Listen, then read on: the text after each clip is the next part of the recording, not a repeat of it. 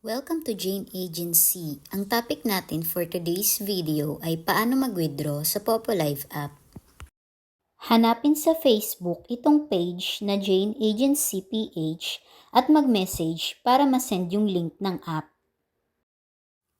Nagbibigay kami ng cash out rewards sa agency namin.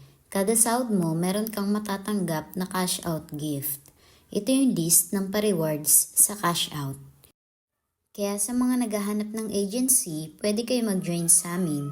Pindutin lang ang My Agency, then ilagay ang code 841516. After malagay ang code, ganito ang lalabas. Pakisend na lang screenshot sa Facebook page namin para ma-assist namin kayo at may sali sa GC. Siguraduhin mo muna na mayroon kang 100,000 points or katumbas ng $10. Pindutin muna natin ang points. Pindutin sa baba, Withdraw Now. Make sure tama yung GCash number at full name na nilagay mo.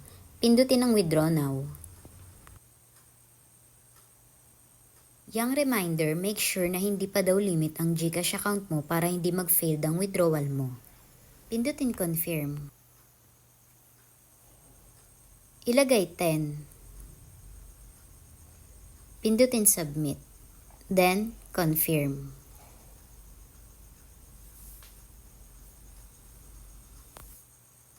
Enter mo yung password na nilagay mo.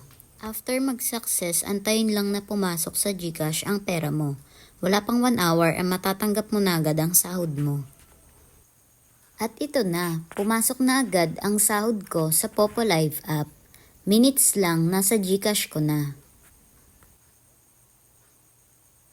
After matanggap ang pera, punta tayo dito sa Arrival Notice. Pindutin sa baba, Check for Details. I-check muna itong resibo na sinend kung tugma sa GCash amount na pumasok sa'yo. Saka mo pindutin ang Payment Receipt sa baba.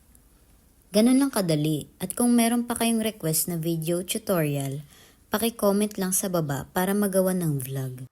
Paki-follow na rin ako sa TikTok account. Paki-like na rin at subscribe ng ating channel para updated kayo lagi sa mga bagong video tutorial ng mga earning apps.